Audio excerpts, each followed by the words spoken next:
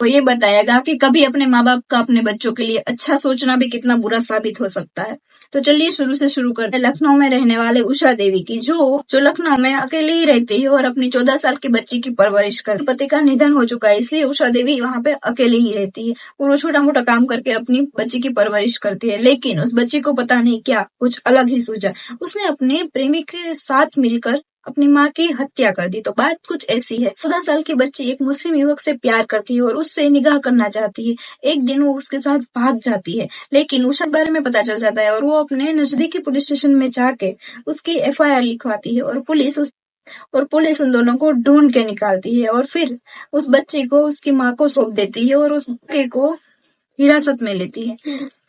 और फिर वो प्रेमी जेल से छूटने के बाद उषा देवी से बदला लेने के बारे में सोच लेता है और एक दिन फिर से वो उस लड़की का कांटेक्ट में आता है। दोनों की बात शुरू हो जाती है और वो दोनों मिलकर उषा देवी को मारने के बारे में सोच लेते हैं।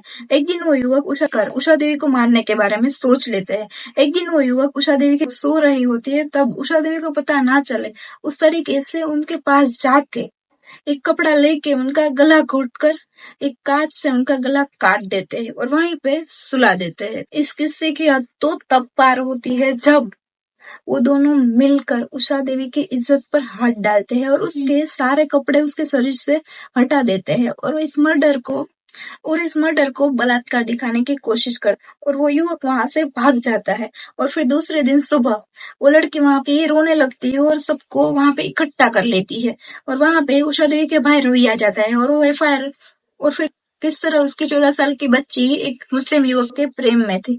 पुलिस को पहले तो शक जाता है, लेकिन जब पुलिस जांच पड़ताल करती है तब उन्हें ये सब बात पता चलती है और फिर वो इस बच्ची को पकड़ के उस पर प्रेशर डालते हैं और उससे सच उगलवाते हैं और फिर पुलिस इन दोनों को गिरफ्तार कर लेती है और उन्हें बाल सुधारागृह में पहुंचा देती है।